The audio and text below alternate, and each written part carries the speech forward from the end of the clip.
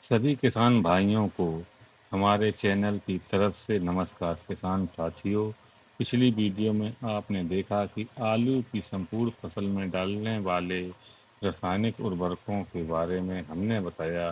तो फिर हम एक बार पुनः आप लोगों को बता दें कि आलू की संपूर्ण फसल में नाइट्रोजन 150 किलोग्राम, फास्फोरस 100 से 120 किलोग्राम, पोटेशियम 100 से 120 kilogram, calcium 20 kilogram, sulphur 8 kilogram, zinc 5 kilogram, boron 2 kilogram, magnesium 2 kilogram, जाइन जैसे Sagarika, Tata rally gold 10 kilogram प्रति एकड़ संपूर्ण फसल में देते हैं।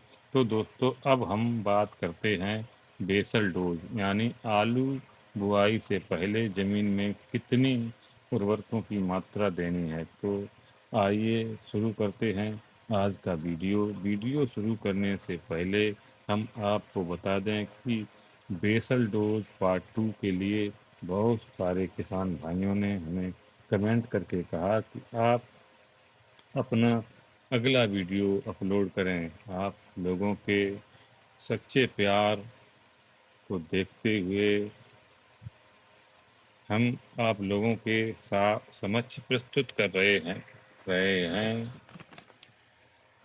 आपका अपना वीडियो बेसल डोज पार्ट 2।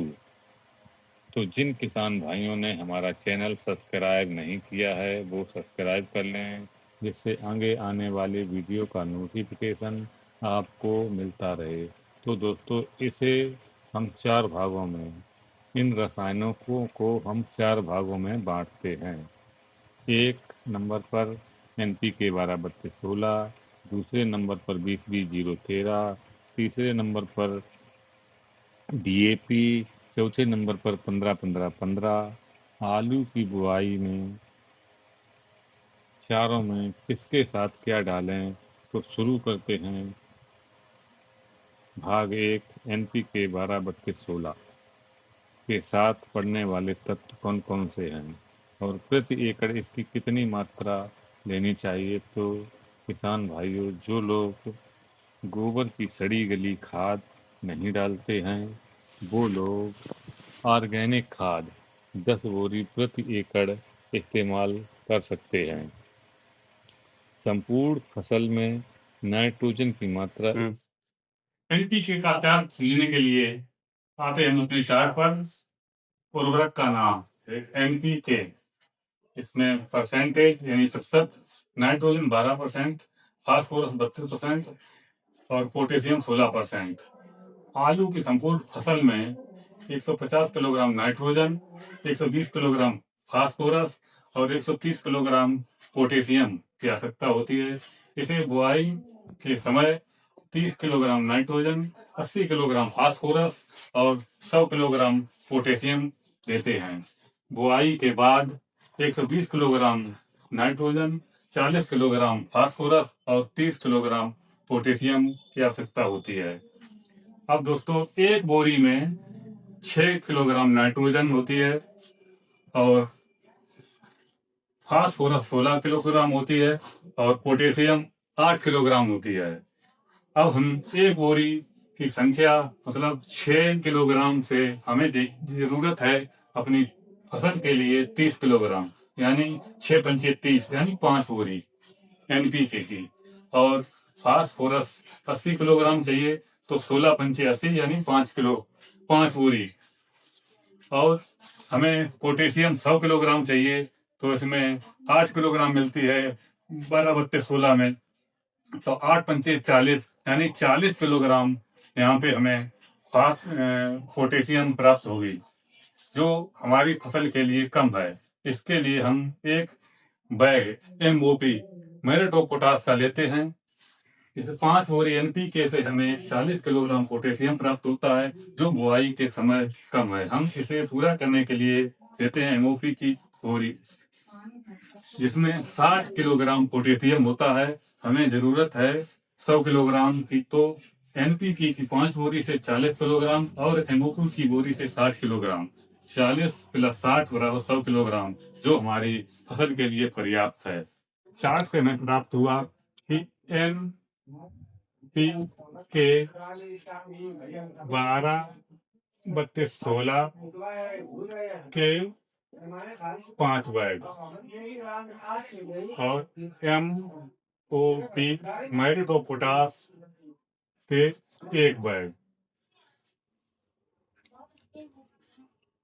बुवाई के समय हमें इनकी आवश्यकता होती है और इसके साथ हम लेते हैं कैल्शियम 20 किलोग्राम, सल्फर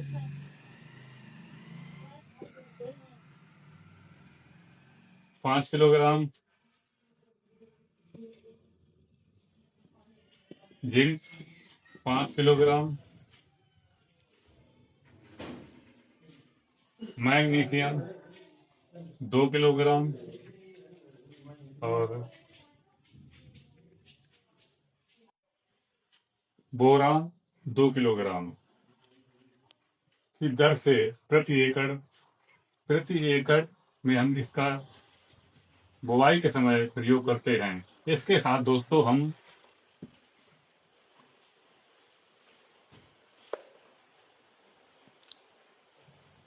रीजेंट या फिप्रोनिल का प्रयोग नहीं करेंगे, क्योंकि इससे हमारी सफेद गिटार और दीमक नहीं खत्म होती है। इसके लिए हमें थाइमिथॉक्सम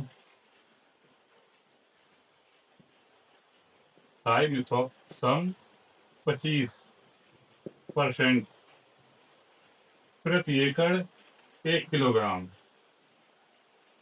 लेना है, जिससे आपकी सफेद गिटार और दीमक झिंगुरी जिसे हम घुघिया बोलते हैं वो खत्म होगी। ये रीजेंट और फिप्रोनिल से नहीं खत्म होता है। देखा कि 12-32-16 NPK के साथ पड़ने वाले तत्वों का बुआई से पहले स्पेशल डोज में आपने देखा ये तत्व पड़ते हैं और आगे के लिए हम जैसे DAP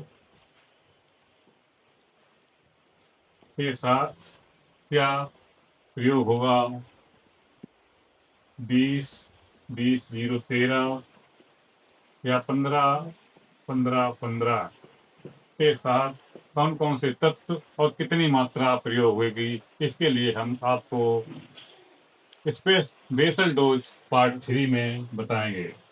तो आपको वीडियो कैसा लगा? अच्छा लगा हो तो लाइक करें और हमारे चैनल को सब्सक्राइब करें।